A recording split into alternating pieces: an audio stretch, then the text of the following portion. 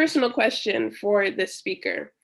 From Avery Jones, how did you advance your scientific career while studying the theory of evolution or the Big Bang and stay true to your religion?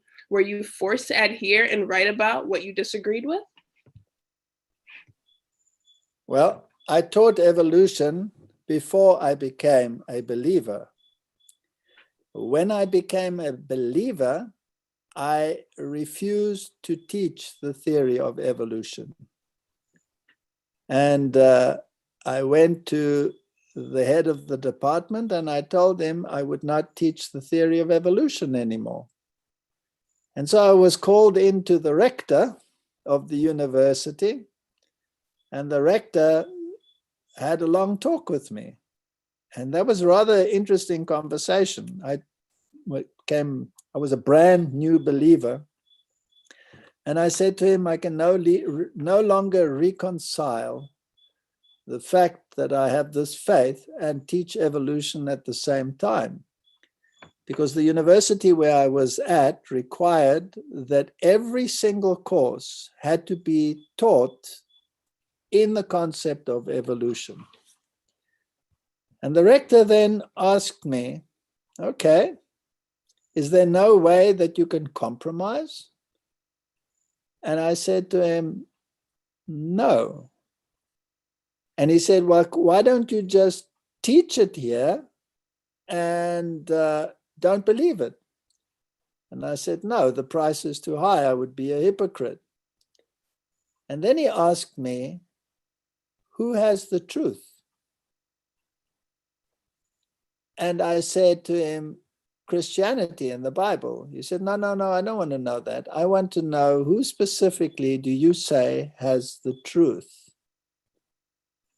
And I was very young in Adventism, and I didn't want to say Adventist, so I said the people at this and that college, referring to an Adventist college.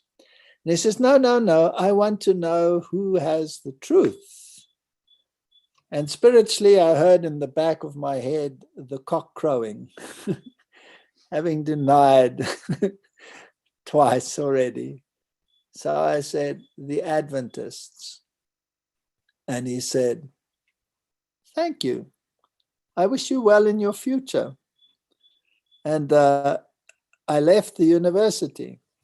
Then when I was approached to come to another university a year later, which was a very tough year because I gave up a very good career because of my conviction.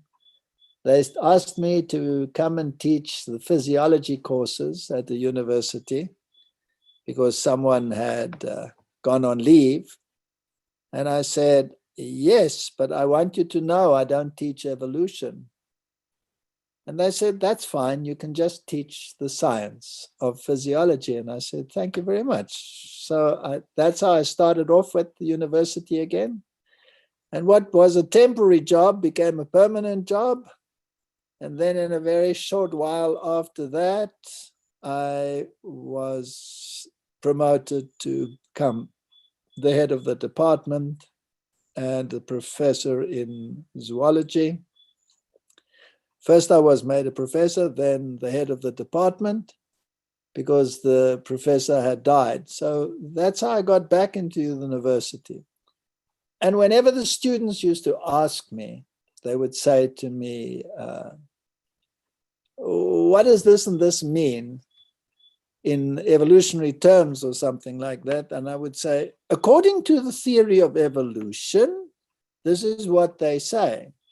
And then the students would ask me, why do you always say according to the theory of evolution?